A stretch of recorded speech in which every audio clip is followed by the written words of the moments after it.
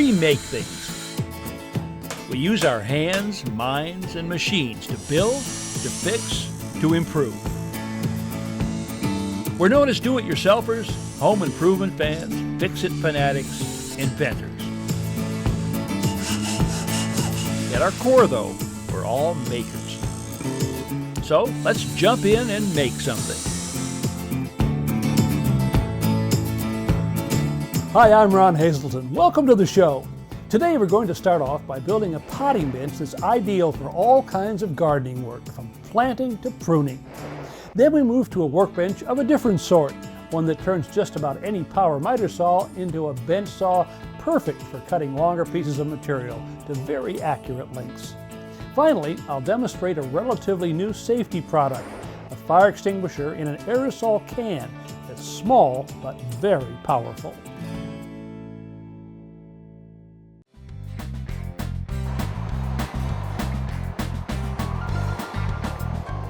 Well, today I'm headed to the Mile High City, Denver, Colorado, to visit John Gritton. Hey, John. Ron, How hi. you doing? Welcome to Denver. I expect to find you in the garden. Good. So we're going to build a potting bench, We huh? are. Let's go to the back and take a look. Right. Well, listen, I drew up a little sketch here of the potting bench. I want you to take a look at it because you're going to be using this. It has Right. to work for you. So what I thought, maybe a shelf underneath here, Very handy. and then another set of shelves maybe up here above the bench. You read my mind. That's Yeah? exactly Did it what work I for had you? in mind. Okay, I want to make up a cutting list from this Okay. and talk to you about what kind of materials you want to use, and then let's go ahead and cut some wood. Using the cutting list as our guide, we cut all the 2x2s, 2x4s, and 1x4s to the lengths we'll need from weather-resistant redwood. Well, John, we've cut all of our wood here. This is enough wood for the entire bench. And let's go back to the drawing for a second, because this is the first thing I want to do right here is build one of these braces right here. We actually will construct 3 of these. They'll be identical. Now, when I'm doing 3 things that are exactly alike, I like to lay them out. You were kind enough to provide this bench, It's a great so I've idea. used that. And this shows the position of every piece of wood that'll make up this bracket. So let's just grab the wood right now and start. Just lay it So right here's on the- top there. There you go. Back one. All right, this would be a front leg. The other great advantage to doing this is it's a good double check that everything has been cut to the right length. Because if we put something on here and it doesn't fit, that's wrong. then we That's go back right. to the drawing. John, everything's laid out, clamped in place so it won't move around. It's now time to attach these together. I'm going to use a vinyl-coated, rust-resistant decking screw today. These are actually new for me. If you look at the head This type the of screw accepts either a square drive or Phillips head bit. For this softwood we're driving into, a Phillips head will work just fine. I first drill pilot holes to prevent the screws from splitting the ends of the boards as they're driven in. After all the boards are securely attached, we flip the frame over and repeat the process. And we're just gonna match those braces on the other side now. Okay. There you go. I don't think we'll probably have to do clamping on this when I grab those. Easy enough. I get one for you. There you go. There you go.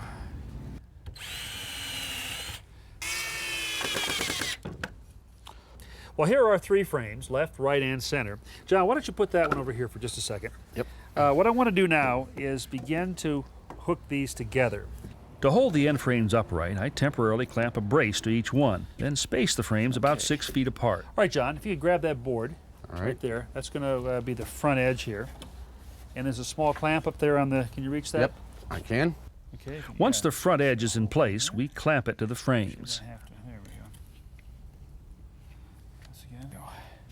Now we really don't need this bottom brace anymore, so we're going to take this off. That'll allow us to actually adjust this top joint. Okay, let's start screwing this together. All I'll right. do the pilot holes. If you will put in the rust-resistant screws. I'm ready. Okay, We'll here's follow one right right here. behind you. We add the center frame by first clamping it to the front edge and then fastening it with screws. The rear edge is attached next. Our potting bench is finally beginning to take shape. Yeah, just put the bottom edge at the top of the bevel there, John. Okay, let it come to me a little bit. A little bit more. Okay, right there. Good. John, just going to spread After these out. framing the top shelves, we move to the bottom level. Space the or margin distance between each one. Yeah, there you go. We'll Yeah. just eyeball this. We don't have to rip anything down here. There you go. All right, John, we're moving on to the Getting top. right now, huh? along. Now let's just lay these out first. We can kind of get our spacing straight here. Now these, we're going to overhang on the sides just a little bit. So let's start with the front board here, Okay. and let's overhang it maybe 1/4 of an inch. On the front. Yeah. We first clamp the front board into position and then attach it and the remaining boards with screws. This work surface will be the ideal place for planting seedlings, repotting, and cultivating container plants. Next, we assemble the upper shelves. Handy, easy-to-reach storage for pots, tools, and supplies. Well, John, it's all assembled. I did, though, promise you someplace to keep your soil and to put your clippings, your cuttings. So this is just a plastic container we got at the Home Improvement Center. I'm going to use this as a template. If you can kind of, giving you kind of a rough mark over there, just align it Okay. there. And I'm going to trace the outside of it. This is going to be real handy. Using a jigsaw, we cut out the opening that we just traced from the container.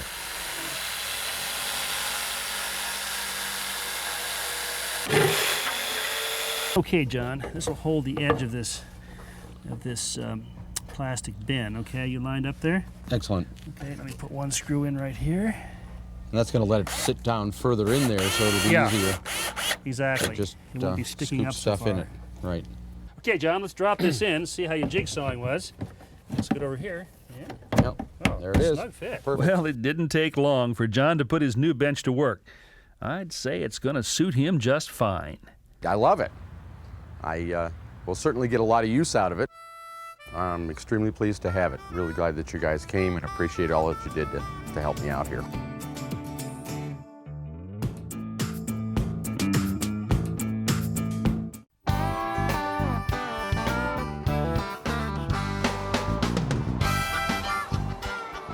Now I'm off to Ferndale, Oregon to visit Mel and Britella Hanson. Hey, Britella. Oh, I'm so glad you're here. Well, I'm glad to be here. All right. Hey, How Mel, are you how you today? doing? Good. I gotta tell you, brand new house.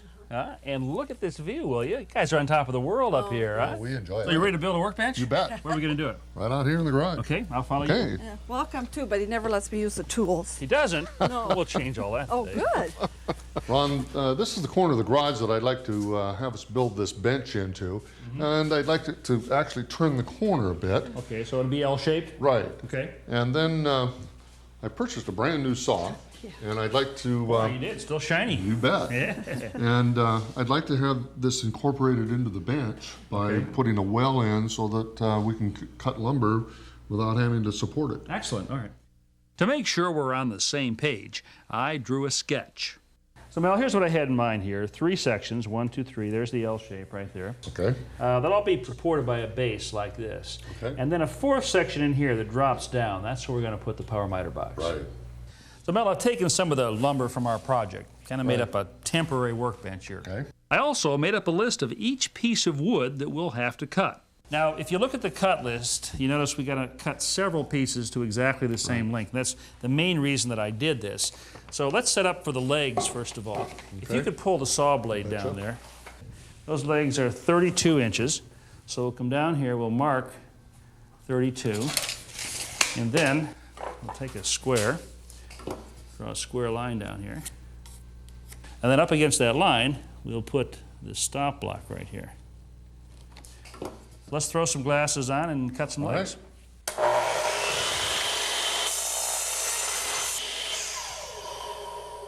After Mel cuts a few boards, All set? Okay. Go. I give Britella a lesson on the saw. That wasn't bad.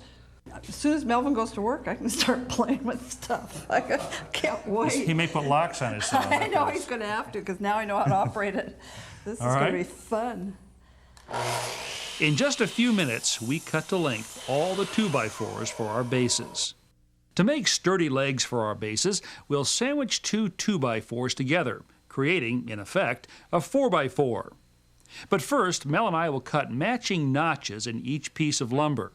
When the 2 pieces are placed together, the notches will form a square hole or mortise. The bottom rail or brace will be inserted into this hole. We cut the notches by making repeated passes with the sliding compound miter saw, which is set to cut only halfway through the 2x4. It's gorgeous. Oh, look at that, will you? I think we're ready to start putting this together. You betcha. Okay, great. Okay. We begin by assembling our legs. All right. We're going to glue these two halves together. Okay. So put some wood glue on here, just kind of the back and forth motions. Okay. Then we want to get some right in here on the shoulders. All right, now this is going to drop. Then we set a 2x4 bottom rail into the notches. Just drop it right in that dado, okay? Place the matching part of the leg on top, trapping the rail inside the notches, and screw the leg halves together.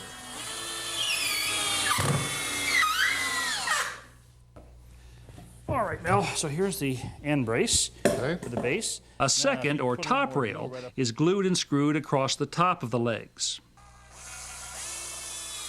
This assembly, two legs, a top and a bottom rail, makes up the end frames for our bases. Okay, and if you'll hold this side. Next, we connect the two end frames together with side rails, first clamping them into position, Nice and tight. then securing them with screws. Okay. Huh? Yeah. Are you ready for one more? Yeah. Our bench base is starting to take shape. Now we'll place 2x4s across the lower rails and screw them in on each end. Laid side by side, these will form a handy storage shelf.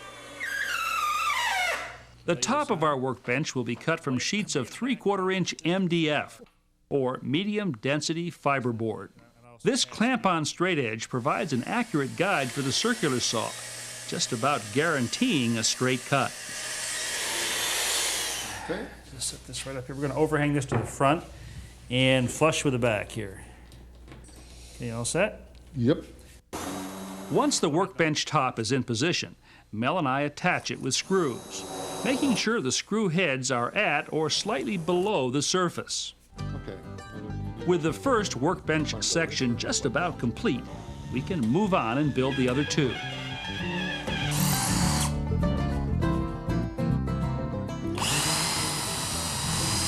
Well, all of our sections are built, so we can start setting them in place.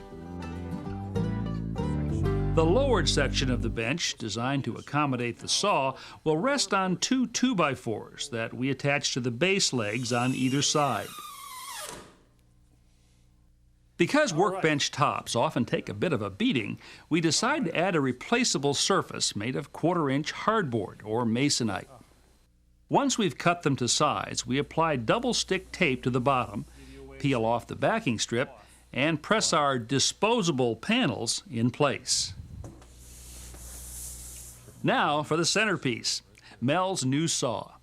The bench top has been designed so the countertops to the left and right are the same height as the top of the saw bed and will support longer pieces of lumber when they're cut. Well, we did it, huh? We did. You bet. I can just see it now. Pegboards, drawers, shelves, tools. Oh, yeah. It's a beginning. Build lots of nice things for the house. Okay, we will. Thank you. Bye-bye. Bye-bye. Use the saw?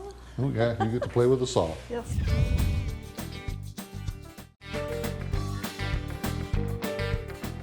Why insulate water pipe? Well, I can think of about 3 good reasons. It keeps cold water pipes from sweating, hot water pipes from losing heat, and pipes running through unheated spaces from freezing. And it's pretty simple. This pre-slit polyethylene insulation is inexpensive and very easy to install. Simply lay it over the pipe, peel back the protective covering, and press the two edges together. They're self-sealing. This flexible elastomeric insulation is similar, but has a higher insulation value and is made with an antimicrobial for added defense against mold, often an issue with air conditioning and cold water pipes. It's effective down to minus 297 degrees Fahrenheit, although most of us homeowners won't be testing it to find out. Fiberglass insulation jackets are wrapped in a vapor barrier. They're fairly rigid and can't be easily bent, but they can be painted with latex paint, an advantage if exposed pipes are running through a living area such as a finished basement. Cutting miters on the ends of any of these tubular insulations and fitting the angles together makes following pipe bends fairly easy. However, if you're facing several tightly spaced bends or you need to insulate a valve, this reinforced foam insulating tape might be the answer. It's overlapped as it's applied and will conform to just about any shape.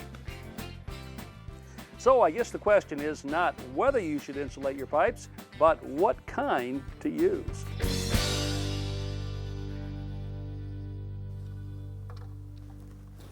Most home fires start right here in the kitchen, and while they may begin small, they can get large very quickly. That's why it's a good idea to keep a fire extinguisher somewhere in this room. Now this is fairly typical of the kind of fire extinguisher you'd want to have in a kitchen. The only problem is it's not particularly attractive and it's rather large, and sometimes it's difficult to have this close at hand. So with that in mind, First Alert has come out with a fire suppressant in an aerosol can. I want to find out how well this works. I'm simulating a grease fire using mineral spirits ignited in a frying pan. Here, the fire is contained just to the pan.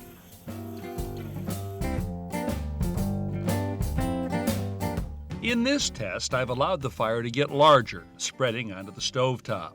Now, as with any fire extinguisher or suppressant, I want to make sure I aim at the base of the fire. First Alert recommends using the aerosol from a distance of 3 or 4 feet. In this final version of our non-scientific trial, the fire has engulfed the stovetop and is beginning to spread to the wall behind. It's important to sweep the suppressant back and forth across the base of the flames and get gradually closer as the fire diminishes.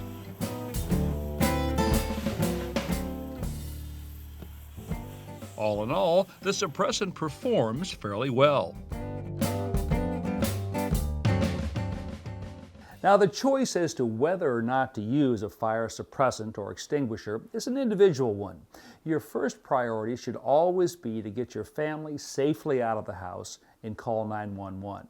But a couple of important points about extinguishers. Never place them near where a fire might start.